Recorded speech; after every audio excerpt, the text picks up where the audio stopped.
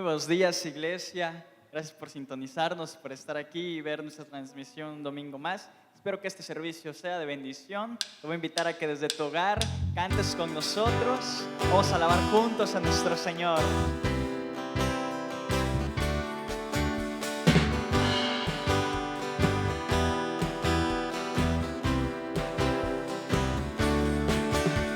Aquel que nos amó, testigo fiel, exaltaré al que es principio y fin, al gran yo soy, adoraré a aquel que nos amó, testigo fiel, exaltaré al que es principio y fin, al gran yo soy, adoraré a Jesús mi Señor, resplandor de la gloria de Dios.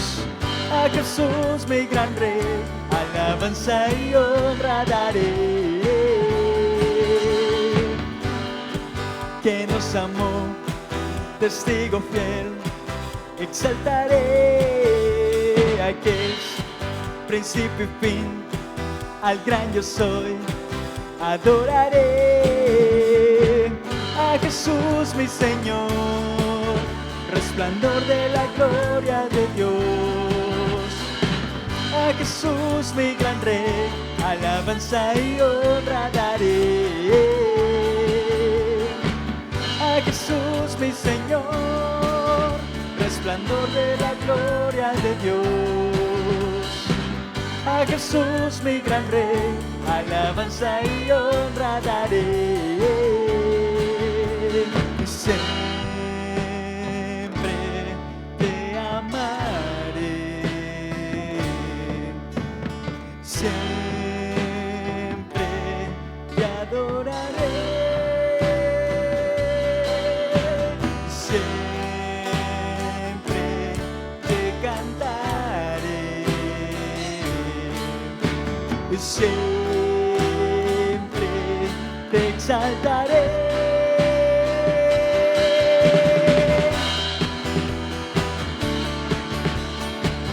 Dios, que nos salvó de nuestro pecado, nos rescató de la maldad y nos ha dado vida eterna. A Él sea gloria y honra. A Jesús mi Señor, resplandor de la gloria de Dios. A Jesús mi gran Rey, alabanza y honra daré. A Jesús mi Señor, resplandor de la gloria de Dios. A Jesús mi gran Rey, alabanza y honra daré. Alabanza y honra daré. Alabanza y honra daré.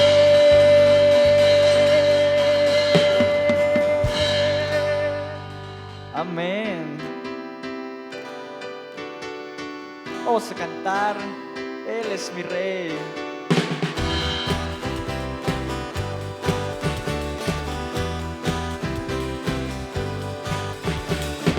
Él es el Rey infinito, el poder. Él es el Rey de los cielos. Seré para Él siervo fiel, pues mi vida compró con su amor. Él es el Rey, lo confiesa mi ser.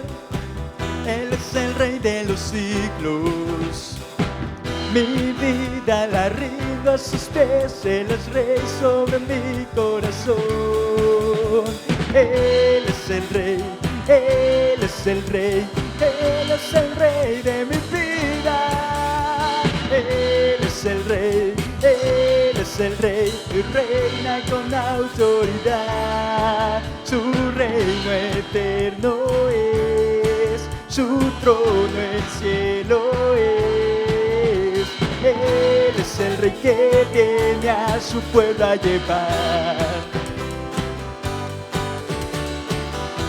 Una vez más, cántalo conmigo ahí desde tu hogar. Él es el Rey infinito, el poder. Él es el Rey de los cielos. Seré para Él siervo fiel, pues mi vida compró con su amor. Él es el Rey, lo confiesa mi ser. Él es el Rey de los siglos. Mi vida la rindo a sus pies. Él es Rey sobre mi corazón. Él es el Rey, Él es el Rey, Él es el Rey de mi vida. Él es el Rey, Él es el Rey, y reina con autoridad. Su reino eterno es, su trono el cielo es. Él es el Rey que viene a su pueblo a llevar. Muy bien, vamos a cantar una vez más. Él es el Rey. Todos juntos, aires de tu hogar. Él es el Rey, Él es el Rey, Él es el Rey de mi vida. Él es el Rey, Él es el Rey, reina con autoridad. Su reino eterno es, su trono el cielo es. Él es el Rey que viene a su pueblo a llevar.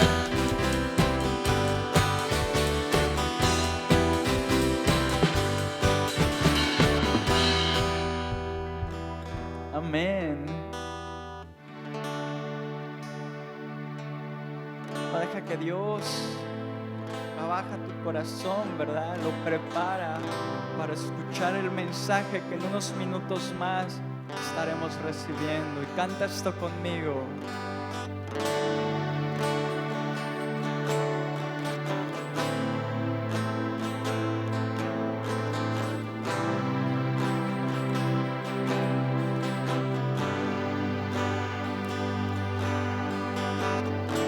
Es digno y santo el Cordero inmolado en la cruz. Un nuevo canto levantaremos al que en su trono está. Una vez más, cántalo. Es digno y santo el Cordero inmolado en la cruz. Nuevo canto, el nuevo canto levantaremos al que en su trono está. Vamos, dile: santo, santo, santo, santo, Dios todopoderoso. ¿Quién fue, quién es y quién vendrá? La creación te canta, hosana al gran yo soy. Tú eres mi todo y yo te adoraré.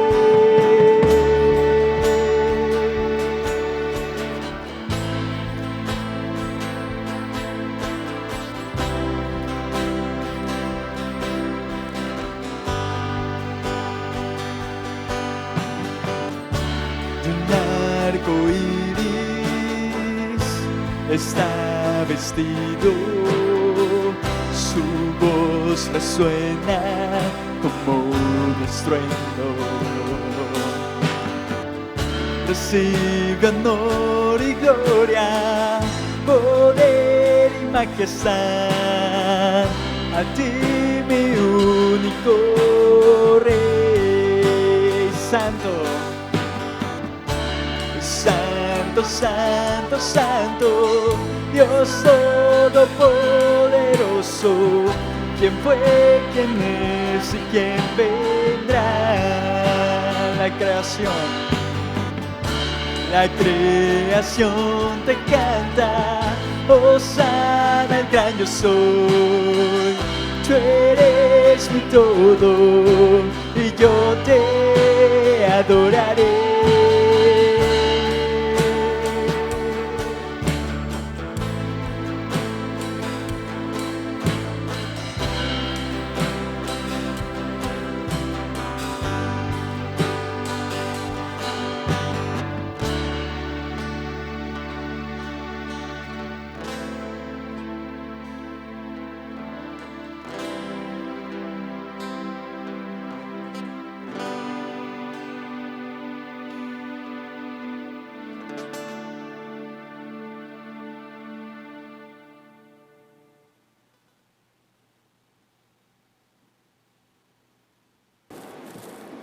Muy buenos días, iglesia, amigos que nos sintonizan en una nueva transmisión, en este mensaje día de domingo. Y quiero darles la bienvenida a una nueva serie de mensajes que he llamado El pueblo de Dios en tiempos difíciles. El mundo está inmerso en medio de profundas crisis. Y una de esas crisis más importantes es la crisis de valores. Vivimos en un sistema donde cada día más los antivalores son parte de este mundo. Cada día más los antivalores permean más en nuestra cultura, y cuando uno expresa valores diferentes a los que el sistema propone, pues viene una persecución por lo que crees, por lo que piensas o por el estilo de vida que tú quieres llevar. Como creyentes somos llamados a vivir en un estándar mayor a los estándares que el mundo propone. Y esto muchas veces nos crea conflictos como creyentes por el hecho de que el sistema está en contra de lo que Dios dice. Así que estas series de mensajes las he pensado para poder nosotros saber, comprender las situaciones que nos toca vivir en este mundo, porque aunque somos o no somos del mundo, pues vivimos en este mundo, y todas las cosas que suceden en él pues nos van a terminar afectando, y de alguna manera nosotros tenemos que entender cómo debemos responder a las crisis, cómo debemos responder a los tiempos difíciles. Definitivamente estamos en tiempos difíciles. El apóstol Pablo le dijo a Timoteo en las cartas a Timoteo que los últimos tiempos serían tiempos peligrosos, donde la gente simplemente pareciera que perderá la cordura, y la sinrazón será lo que será el común denominador de las personas. Así que con esto en mente es que he pensado que tenemos que hablar un poco de qué dice la Biblia cuando el pueblo de Dios está pasando por tiempos difíciles.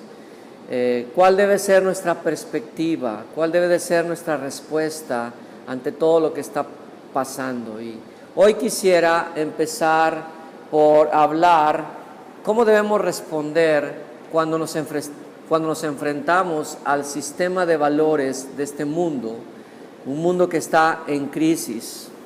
Y para eso he tomado el capítulo 5 de Éxodo, y te cuento rápidamente la historia, porque no vamos a leer, pero sí quiero que entiendas el contexto. Después de cientos de años que Faraón y Egipto han esclavizado al pueblo de Israel, lo han maltratado y lo han tenido bajo sujeción, Dios decide que es tiempo de liberar a su pueblo. Y entonces envía a Moisés para este cometido. Pero el sistema de valores que está tipificado en este caso por Faraón y por Egipto, el sistema de valores de este mundo, cuando Moisés se presenta delante de Faraón, recrudece su trato hacia el pueblo de Dios. La mano de Faraón se endurece y empieza una lucha por liberar al pueblo de Dios, ¿verdad? Y hay fuerzas ahí que están involucradas, fuerzas espirituales inclusive, y en el capítulo 5 vamos a poder aprender algunas cosas de cómo nosotros podemos responder cuando en este mundo eres perseguido, maltratado o eres incomodado por lo que crees, por seguir a Dios. Definitivamente, seguir a Dios siempre tendrá un precio que pagar. Hacer lo correcto, aun si tú no eres una persona religiosa o una persona, digamos, de fe, aun si tú tienes el deseo de hacer lo correcto, de vivir de una manera moral en este mundo, en este sistema, siempre serás oprimido, siempre serás perseguido o descalificado por este sistema de valores. Así que creo que es muy importante que nosotros entendamos la perspectiva que Dios tiene en la Biblia cuando nos enfrentamos a crisis de este tipo y a tiempos difíciles donde pues nos sentimos asediados, nos sentimos incómodos por la situación que se vive en el mundo hoy en día. Hoy vamos a ver entonces 2 puntos rápidamente en este mensaje que pudiéramos llamar enfrentando al sistema de este mundo. ¿Cómo reaccionar cuando enfrentas al sistema de valores de este mundo, cuando tienes que enfrentarte a esa oposición, ¿verdad? Y para eso primeramente vamos a ver cuál es el proceder del sistema de este mundo, cómo se comporta, cuáles son sus valores o antivalores de este mundo. Y como dije en este texto de Éxodo 5, el sistema de este mundo está tipificado por Faraón y Egipto, un cuadro del mundo, un cuadro del sistema de este mundo. Y en primer lugar, la manera de proceder del sistema de este mundo es que se opone a Dios. Es un sistema contrario a Dios. Y esa oposición se ve manifestada de 2 maneras. Se manifiesta a través de una actitud de orgullo. Faraón le responde a Moisés cuando Moisés le dice: Dios me ha mandado a decirte que liberes a su pueblo, que dejes ir a su pueblo. Jehová me ha dicho. Y Faraón le contesta con soberbia diciendo: no conozco a Jehová. ¿Quién es Jehová? Faraón tenía un orgullo, una autosuficiencia que le hacía oponerse a Dios. Salmos 14:1 nos dice cuál es la actitud de todas aquellas personas adheridas a este sistema del mundo que rechazan a Dios, que se oponen a Dios. Y dice el Salmo 14:1, dice el necio en su corazón: no hay Dios. Ahora note, amigo, hermano que nos sintoniza, note que Dios nunca da por sentado que alguien puede ser ateo. El ateísmo realmente no existe porque el hombre conoce suficiente de Dios y simplemente en su soberbia, en su necedad, decide decir que no hay Dios. Dice el necio en su corazón: no hay Dios. No es un asunto del conocimiento, es un asunto de la voluntad. Y Faraón decide desconocer a Dios. Claro que él sabía quién era Jehová, claro que él había escuchado de Jehová seguramente, pero él decidió decir: no conozco a Jehová. ¿Quién es Jehová? Y así actúa el sistema de este mundo, desconoce a Dios, ignora la existencia de un Dios, pero no porque Dios no sea real, ni se haya manifestado, sino que simplemente hay una actitud de soberbia, de orgullo hacia Dios. En segundo lugar, la oposición del sistema de este mundo se manifiesta a través de la rebeldía, y esto creo que sí es un poco más claro a nuestros ojos, o sea, lo podemos ver por todas partes, ¿verdad? Vivimos en una sociedad que se rebela contra todo lo que se llame Dios y contra toda autoridad.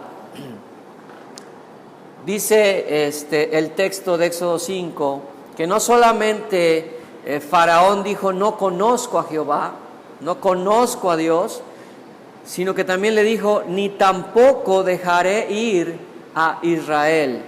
ni tampoco dejaré ir a Israel. En otras palabras, lo que Faraón estaba diciendo es, no voy a hacer lo que Dios me está ordenando. Moisés dijo, Jehová ha mandado a decirte que dejes ir a su pueblo. Y Faraón dijo, no lo voy a hacer. Y esa es otra característica del sistema de valores de este mundo. La gente, los hombres adheridos a este sistema, son personas que son rebeldes a Dios. Se oponen a Dios abiertamente. Ahora, 1 Samuel 15:23 dice lo siguiente. Y para que veamos el trasfondo, ¿verdad?, de esas actitudes hacia Dios. ¿Por qué este sistema se opone con orgullo y con rebeldía a Dios? Por lo que dice 1 Samuel 15:23. Dice así, porque como pecado de adivinación es la rebelión, y como ídolos e idolatría, la obstinación. La rebelión Dios la está poniendo aquí al mismo nivel de la hechicería. Y la terquedad y la necedad Dios la pone en este contexto al nivel de la idolatría. ¿Por qué este sistema es orgulloso y rebelde? A Dios principalmente. Porque es un sistema controlado por la idolatría y es un sistema que es movido por fuerzas espirituales de maldad, como lo veremos cuando estudiemos otro mensaje, ¿verdad?, acerca de las plagas que cayeron sobre Egipto.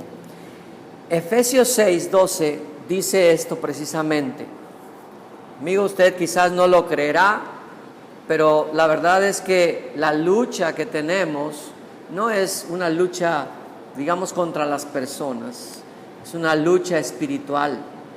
Hay fuerzas espirituales que mueven este mundo y hay quienes se alinean del lado bueno y hay quienes se alinean del lado incorrecto. Efesios 6:12 dice, porque no tenemos lucha contra sangre y carne, sino contra principados, contra potestades, contra los gobernadores de las tinieblas de este siglo, contra huestes espirituales de maldad en las regiones celestes.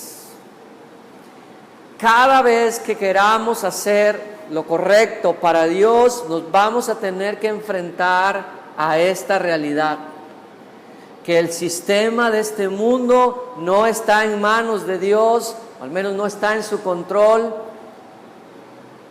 por decirlo así, sino más bien está en control de adversarios, del enemigo, ¿verdad?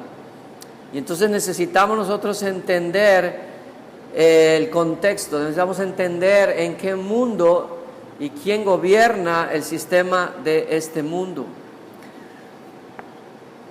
Faraón tipifica la actitud de los hombres que se han adherido a este sistema. Faraón es un buen cuadro para entender cómo funciona este sistema. Y Romanos 1:18 al 22 revela pues cuál es la naturaleza de este sistema que está en contra de Dios. Dice el versículo 18, porque la ira de Dios se revela desde el cielo contra la impiedad e injusticia de los hombres. Ahí está.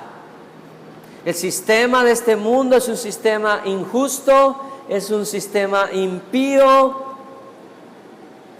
que detienen con injusticia la verdad, donde la verdad es detenida por la injusticia. Y en un sistema como este, queridos hermanos, si queremos hacer el bien, si queremos hacer lo correcto conforme a la voluntad de Dios, pues vamos a tener problemas. Vamos a tener que enfrentar las represalias, enfrentar las consecuencias. Ahora, porque lo que de Dios se conoce, les es manifiesto, versículo 19, pues Dios se lo manifestó. porque las cosas invisibles de Él, su eterno poder y deidad, se hacen claramente visibles desde la creación del mundo, siendo entendidas por medio de las cosas hechas, de modo que no tienen excusa. Lo que está diciendo Pablo en Romanos es que todos nosotros, todo el hombre, hablando en términos generales, el hombre no puede decir que Dios no existe porque Dios se ha manifestado al hombre a través de la creación. Los científicos se maravillan al descubrir el diseño inteligente de la creación. Las flores, los mares, el cielo, los seres vivos, es la manifestación más clara de que hay un diseño inteligente y que ese diseño inteligente está respaldado por Dios. Pero aún así, aunque Dios se ha manifestado a través de la creación y el hombre no tiene excusa para decir que Dios no existe, el hombre decide negar la existencia de Dios. Dice, pues habiendo conocido a Dios, versículo 21, no le glorificaron como a Dios, ni le dieron gracias. ¿Sí o no es orgullo? ¿Sí o no es rebeldía? ¿Va? En vez de agradecer a Dios por lo que hizo, por lo que ha hecho, por lo que podemos ver, se envanecieron en sus razonamientos y su necio corazón fue entenebrecido. Versículo 22, profesando ser sabios, se hicieron necios y cambiaron la gloria de Dios incorruptible en semejanza de imagen de hombre corruptible, de aves, de cuadrúpedos y de reptiles.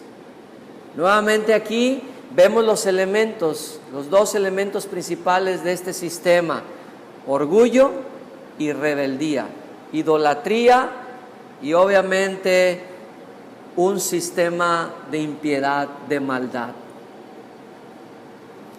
Los hombres en este sistema conocen lo suficientemente a Dios y por eso lo aborrecen. No es ignorancia, es rebeldía. Ahora, preguntarás, ¿pero por qué el hombre, conociendo a Dios, lo aborrece? Muy sencillo, porque Dios es bueno y los hombres, como empecé diciendo en el pasaje que acabo de leer, y los hombres son malos, son impíos, son injustos. Y por definición, los buenos no se juntan con los malos, ni los malos se juntan con los buenos. Entonces, el sistema de este mundo no tolera a Dios porque revela su injusticia y su impiedad. Ahora, me detengo aquí un poquito. Como pueblo de Dios, quienes somos creyentes, cuando manifestamos o tratamos de vivir de acuerdo a los estándares de Dios, de igual manera vamos a ser pues aborrecidos. El mismo Señor Jesucristo dijo, si me aborrecieron a mí, los aborrecerán también a ustedes. Y aunque es una palabra muy dura y fuerte, pero es la verdad, o sea, es lo que refleja, aunque a veces es una forma velada, pero este sistema no tolera, ¿verdad?, a Dios ni a los que son de Él. Y entonces viene la crisis, viene el momento difícil, viene el maltrato, viene la persecución. Todo lo que te acabo de decir es como este sistema se maneja. Pero cuando Moisés se presenta ante Faraón y le dice, deja ir a mi pueblo, o deja ir al pueblo de Dios más bien, Faraón, en lugar de decir sí, cómo no, que se vayan, ¿verdad?, que están ocupando mucho lugar aquí en Egipto. No, por el contrario, Faraón le dijo, deja de hacer que el pueblo cese de trabajar, porque los egipcios tenían al pueblo de Israel trabajando para construir sus ciudades, para construir sus pirámides o lo que fuera, ¿verdad? Los tenían de esclavos. Un buen cuadro ahí del diablo esclavizando a este mundo. Y en lugar entonces de ceder, en lugar de aligerar la carga del pueblo de Dios, Faraón oprimió al pueblo de Dios. Y esta es la segunda manera en que procede el sistema de este mundo: oprime al pueblo de Dios. ¿Cómo lo oprime? De dos maneras. Número uno, lo fuerza a hacer buenas obras. El mundo presiona al pueblo de Dios a vivir por buenas obras. Faraón le dijo a los cuadrilleros que vigilaban al pueblo de Israel: ya no les vamos a dar paja para que hagan ladrillos, porque eso es lo que hacía el pueblo de Israel, hacían ladrillos. Y les dijo: como están queriéndose ir a festejarle a su Dios, porque están ociosos, porque son unos holgazanes, vamos a castigarlos, vamos a oprimirlos más, vamos a agravar su trabajo. Ahora ya no les vamos a dar la paja que ellos necesitan para hacer los ladrillos. Y entonces ahora los israelitas tenían que ir y no solamente hacer los ladrillos y cumplir con la cuota de ladrillos diarias, sino que ahora ellos tenían que conseguir su propia paja. Y dice el texto que ellos se tuvieron que dispersar por toda la tierra de Egipto buscando paja. Ahora, la paja en la Biblia representa todo aquello que no resiste la prueba de la justicia de Dios. Mateo 3:12 nos dice lo siguiente, hablando de la venida inminente del Mesías, ¿verdad? Está Juan el Bautista hablando aquí y hablando de Jesús, diciendo: yo no soy el Mesías, pero el que viene ese es el Mesías, y esto es lo que va a hacer. Dice: su aventador está en su mano, en la mano de Jesús, y limpiará su era y recogerá su trigo en el granero. O sea, un día Jesús va a juzgar este mundo, el sistema de este mundo, y va a recoger al trigo, ¿sí? Aquellos que dieron fruto para Dios. Va a recoger el trigo y lo va a poner en su granero, y quemará la paja en el fuego que nunca se apagará. Aquí tenemos dos elementos que tipifican a dos tipos de personas. El trigo, aquellas personas que van a pasar la prueba del juicio de Dios, y por el otro lado la paja, que representa a aquellas personas que no van a sobrepasar ese juicio. ¿Por qué? Porque se justificaron por sus propias obras y no por la justicia que viene por Jesucristo. Proverbios 11:18, para que esté más claro, dice lo siguiente.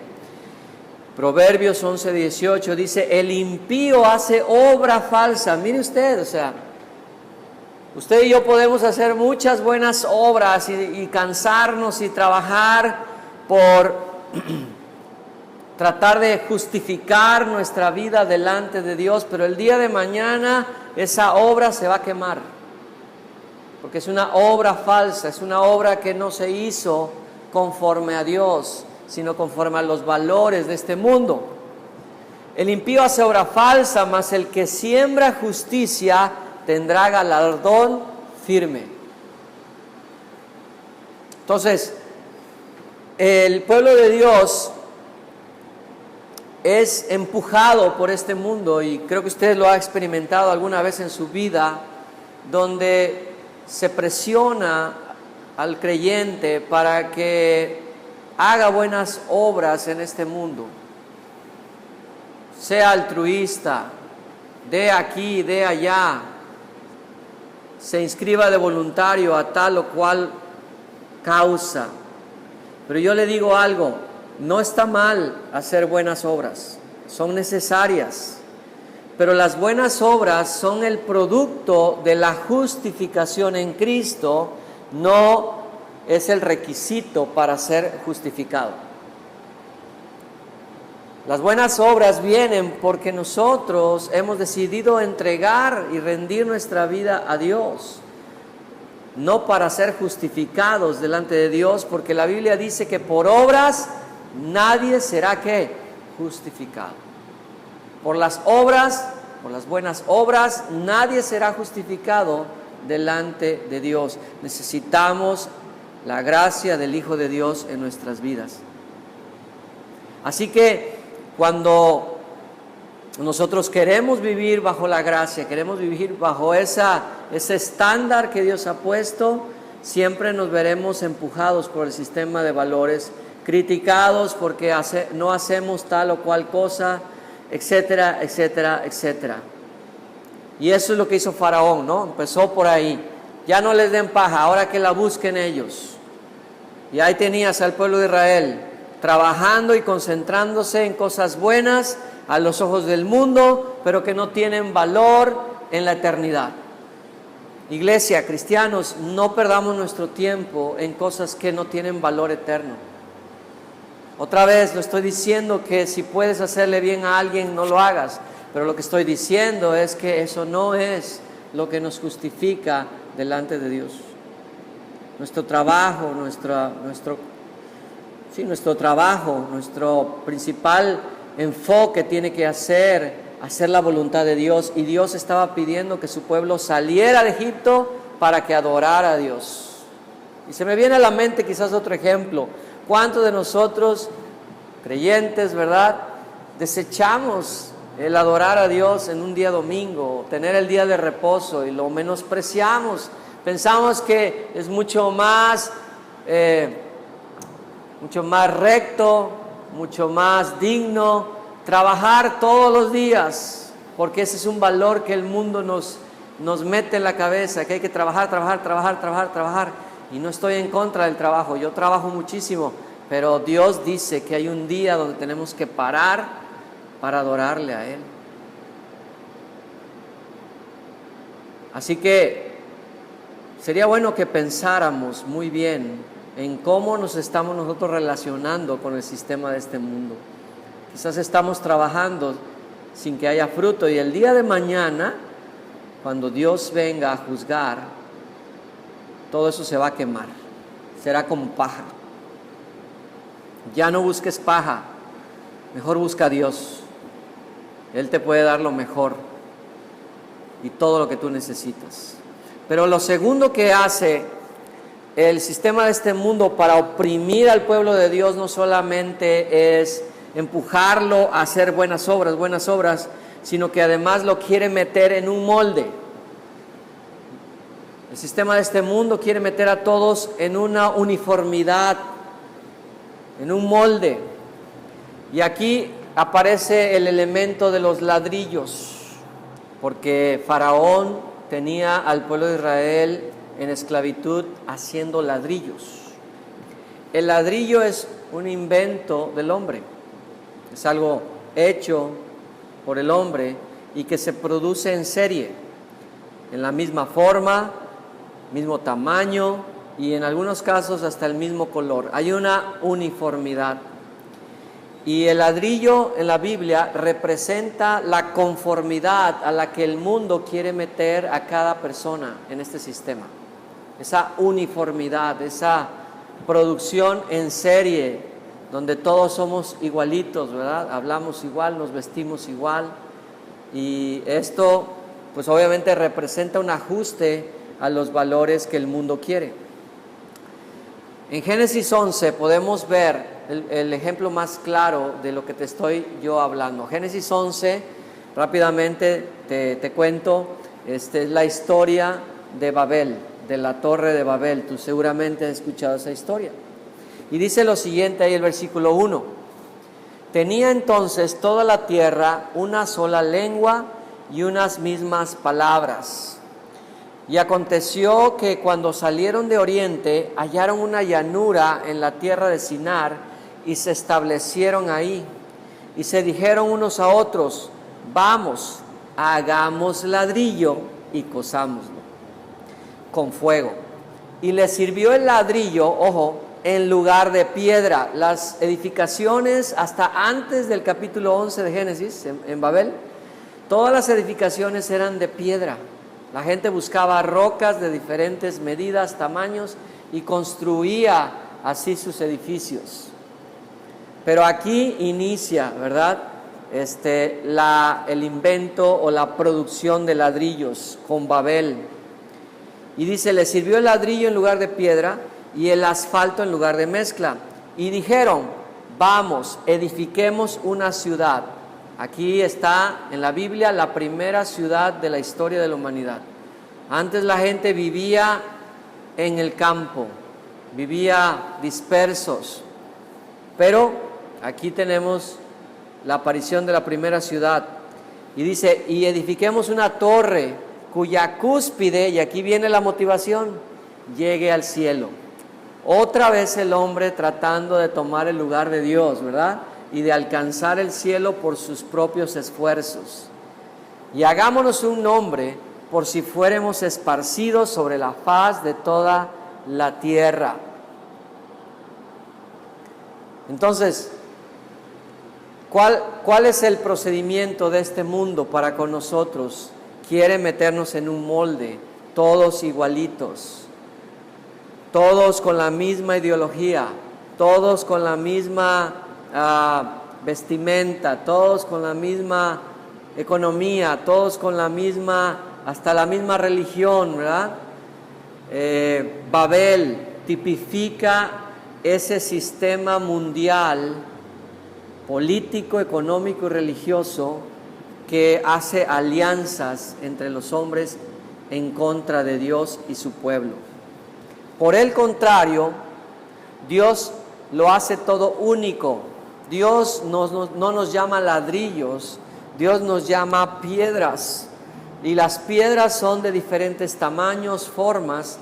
No hay una roca, no hay una piedra, que sea igual a otra. Primera de Pedro 2:5. Y hermanos, esto es muy importante reflexionar, sobre todo si nosotros servimos al Dios del cielo. Tenemos que reflexionar en esto.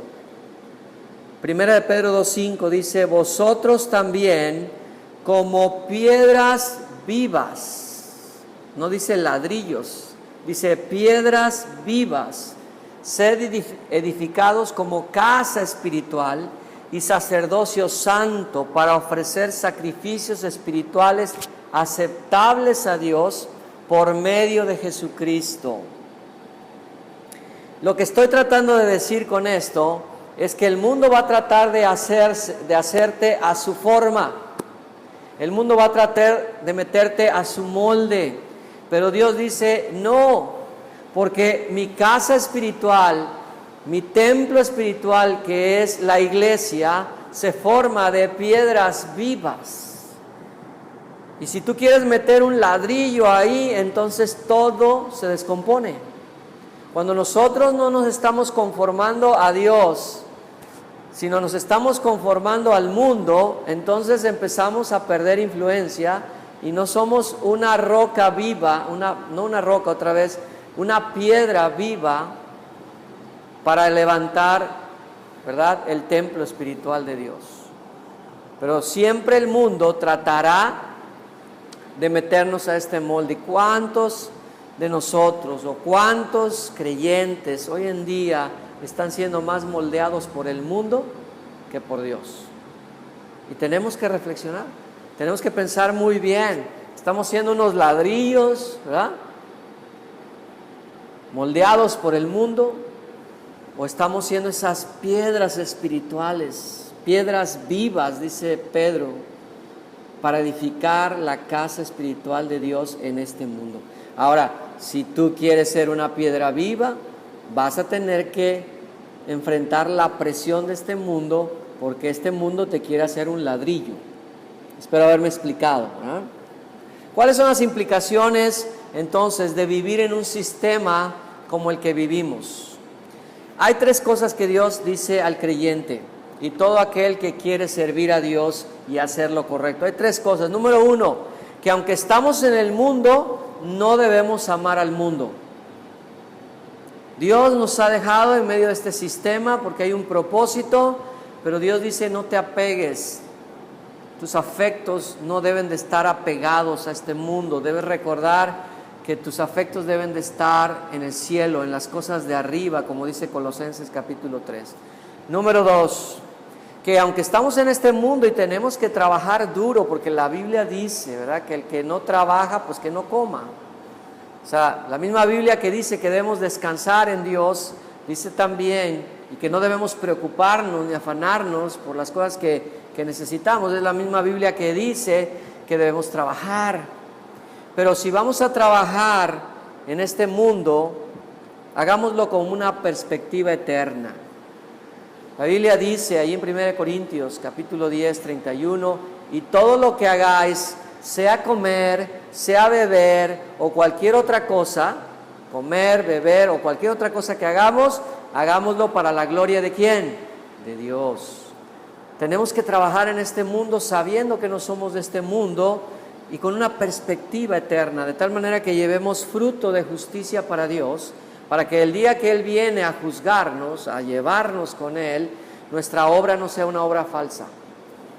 Y 3, no debemos conformarnos a este mundo. Romanos 12:2 dicen: no os conforméis a este siglo, a este mundo, a este sistema, sino conformaos a Dios, a la semejanza del Hijo de Dios. Esa es la voluntad de Dios para nosotros en un sistema, en un sistema que está en contra de Dios y que constantemente nos mete en crisis. Tenemos que entenderlo de esa manera.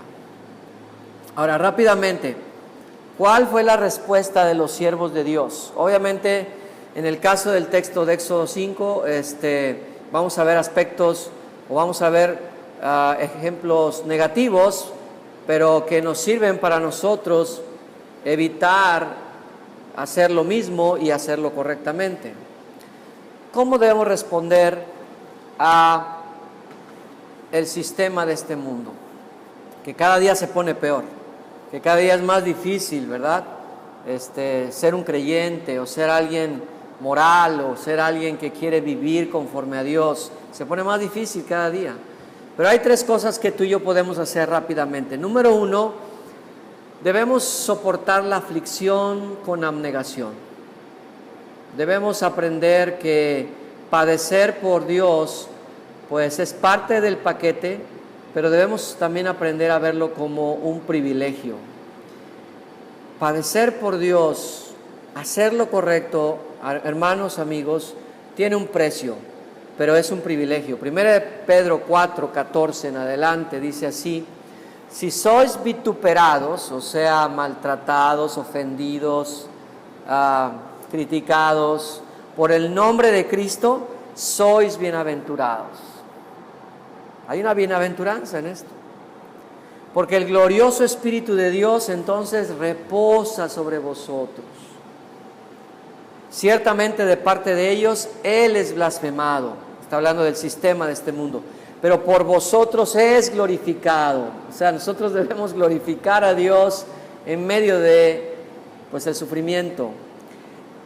Así que ninguno de nosotros padezca como homicida o ladrón o malhechor o por entremeterse en lo ajeno. Y esto me encanta, el versículo 16 dice: pero si alguno padece como cristiano, ojo, no se avergüence, sino glorifique a Dios por ello. Hermanos, cuando estamos siendo perseguidos por lo que creemos, cuando somos incomodados, criticados, cuando se burlan por querer hacer las cosas a la manera de Dios, la manera correcta, no te avergüences, sino glorifica a Dios por eso. Dale gracias a Dios porque Dios dice que tú eres bienaventurado si aprendes a sufrir de manera o con una buena actitud. Pero también tenemos que entender otra cosa, y es que hoy en día con todo esto acerca de la pandemia, que después estaremos hablando un poco de eso en otro mensaje, decimos es que Dios está juzgando a las naciones con esto del COVID-19. Ya hablaremos de eso en su momento, pero yo quiero decirte que seguramente Dios está haciendo algo en todo esto, o por lo menos está permitiendo que esto suceda con un propósito, pero recuerda que Dios también juzga a su pueblo y el juicio empieza por la casa. Que como creyentes, en medio de todo lo que está sucediendo, también tendremos que padecer, porque Dios también está limpiando y juzgando a su pueblo. Primera de Pedro 4:17. Porque es tiempo de que el juicio comience por la casa de Dios. Y si primero comienza por nosotros, ¿cuál será el fin de aquellos que no obedecen el Evangelio de Dios? Es decir, hermanos, que para que Dios pueda juzgar el sistema de este mundo que nos persigue, el sistema de este mundo que nos oprime, Dios también tiene que juzgar a su pueblo, pero gracias a Dios porque ese juicio es para salvación, amén. Es un juicio que Dios va a hacer para santificarnos y para darnos la recompensa que lleva el vivir una vida como a Él le agrada. Pero va a ser necesario padecer. Porque muchas veces me preguntan, ¿y por qué Dios permite que los creyentes sufran también igual que los que no creen? Bueno, la respuesta te la acabo de dar, ¿verdad? Dios también empieza por su casa. Dios también juzga a los que están en su casa, los que son parte de su familia. Como un buen padre, pues también Él disciplina, Él también corrige a sus hijos. Así que si estás padeciendo en este tiempo por causa de lo que estamos viviendo, de esta crisis de valores, glorifica a Dios y entiende que Dios está haciendo algo en tu vida también. Está tratando de cambiarte, de moldearte, de corregirte. La segunda cosa que tenemos que hacer en este sistema, cuando estamos siendo perseguidos, es en lugar de quejarnos, debemos orar. Los capataces se quejaron y culparon a Moisés. Al sentirse afligidos por el maltrato de Faraón y de los cuadrilleros, los capataces judíos, israelitas, empezaron a sacar su inconformidad y culparon a Moisés de su calamidad. Pero Moisés en su lugar oró, fue con Dios y expuso la situación. Yo quiero preguntarte, ¿cuántas veces nuestras quejas han eliminado el tráfico? ¿Han desaparecido la inflación o han mejorado nuestra salud? Quejarse no arregla nada, pero orar sí. Y Filipenses 4:6-7 nos dice lo que tenemos que hacer cuando nos sentimos ansiosos, cuando nos sentimos preocupados o con temor. Dice así Filipenses 4:6-7: por nada estéis afanosos. En este tiempo de COVID-19, de aislamiento y los problemas, y en un mundo que se está echando a perder y que nos afecta, dice Dios: por nada estéis afanosos, sino sean conocidas vuestras peticiones delante de Dios en toda oración y ruego con acción de gracias.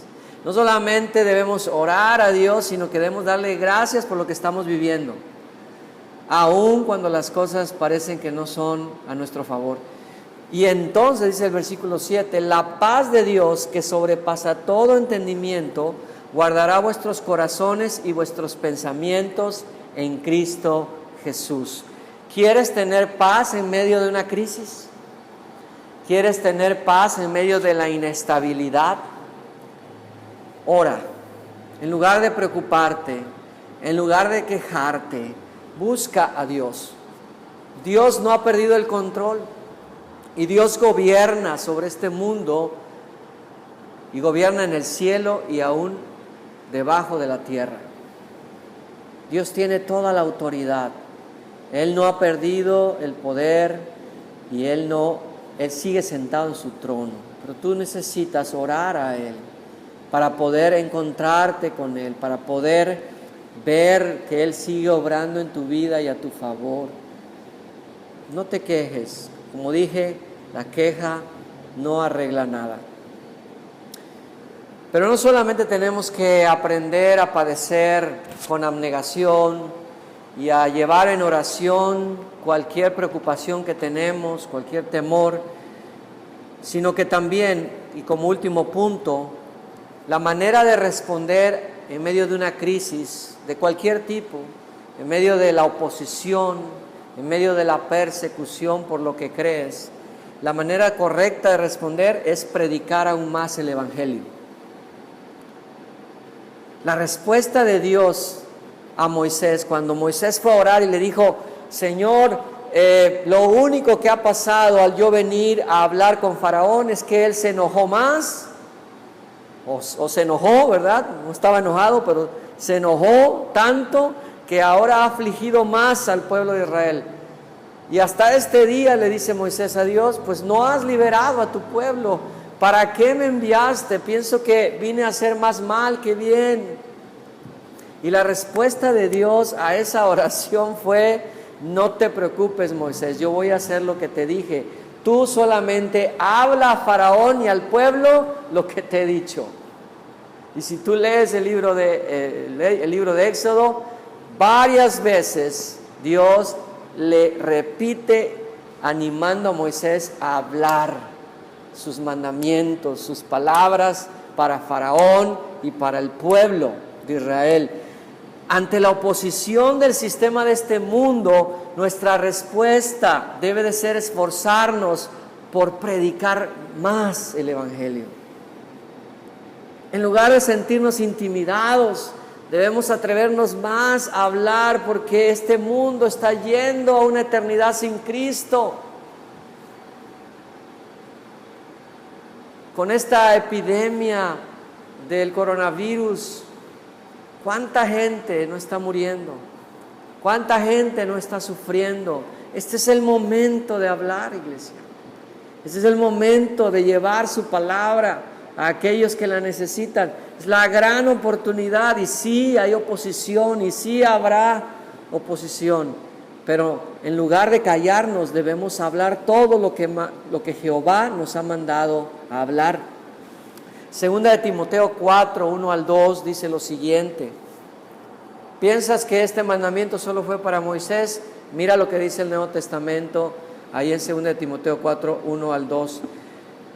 Y dice: te encarezco delante de Dios y del Señor Jesucristo, que juzgará a los vivos y a los muertos en su manifestación y en su reino, que prediques la palabra, que instes a tiempo y fuera de tiempo, redarguye, reprende, exhorta con toda paciencia y doctrina.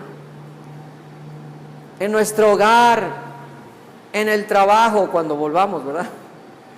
En la escuela cuando regresemos igual. En todo lugar, prediquemos el Evangelio, abramos nuestra boca, compartamos las buenas nuevas de que en medio de todo lo que está sucediendo hay algo mejor para nosotros, para la gente, para este mundo. Hay esperanza, pues. Claro, siempre hay un poco de temor, sentimos un poco de intimidación, porque aunque la gente está sufriendo, muchos no quieren escuchar, pero muchos sí, y tenemos que armarnos de valor, amigo, hermano, tenemos que hablarnos de valor para hablarle de Dios a la gente. Segunda de Timoteo 1, 7 al 8, y créeme, esta es la mejor manera de responder a la oposición y a la opresión del sistema de este mundo. Segunda de Timoteo 1, 7 a 8 dice: porque no nos ha dado Dios espíritu de cobardía, sino de poder, de amor y de dominio propio. Por tanto, dice Pablo, no te avergüences de dar testimonio del Señor, ni de mí, preso suyo, sino que participa de las aflicciones por el Evangelio según el poder de Dios. ¿Cómo debemos responder en tiempos difíciles?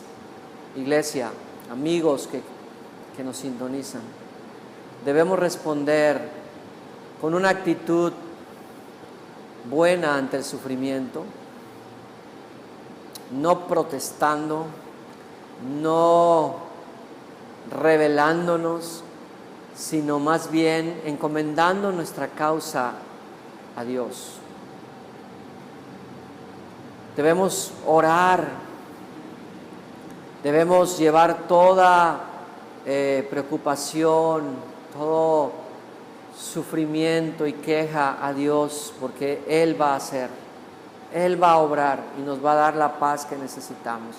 Necesitamos mucha paz en este tiempo y también necesitamos mucha sabiduría que se obtiene a través de estar en comunicación con Dios. Y sobre todo, creo yo, tenemos que a través de los medios que nos permitan mantener las disposiciones, ¿verdad? No podemos ahora estar congregados, no podemos estar ahora muchos juntos en un lugar, pero aunque sea a través de una llamada telefónica, a través de una videoconferencia, a través de algún medio, podemos presentar a la gente el plan de salvación. Podemos hablarle de las buenas nuevas, de que Cristo vino a morir por este mundo, vino a morir aún por aquellos que están presos o están adheridos al sistema de este mundo, y que Cristo es la salida a todo lo que sucede aquí. Cristo es la solución, y Cristo vino como Moisés fue a Egipto, enviado por Dios para liberar a aquellos que iban a ser parte de su pueblo.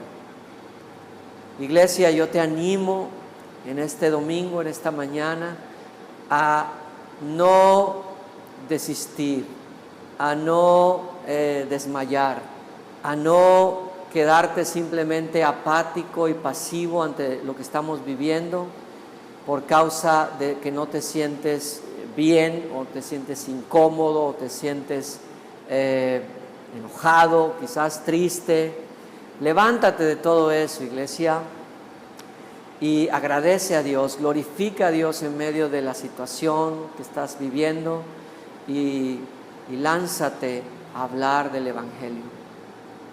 Y amigos que nos sintonizan, les damos las gracias, y quiero decirte que Dios no ha perdido el control, y quiero decirte que un día Dios va a quitar el sistema de este mundo y lo va a reemplazar por un lugar o por un sistema donde reine la paz, la justicia. Pero para ser parte de ese reino, porque es ese sistema del que estoy hablando, tú necesitas poder recibir a Jesús como tu Salvador. Para ser parte de ese reino, tú necesitas nacer espiritualmente, no físicamente, sino espiritualmente. Todos nacemos físicamente y formamos parte de un reino físico, pero para ser parte del reino espiritual de Dios, tú necesitas volver a nacer, y ese nacimiento es espiritual.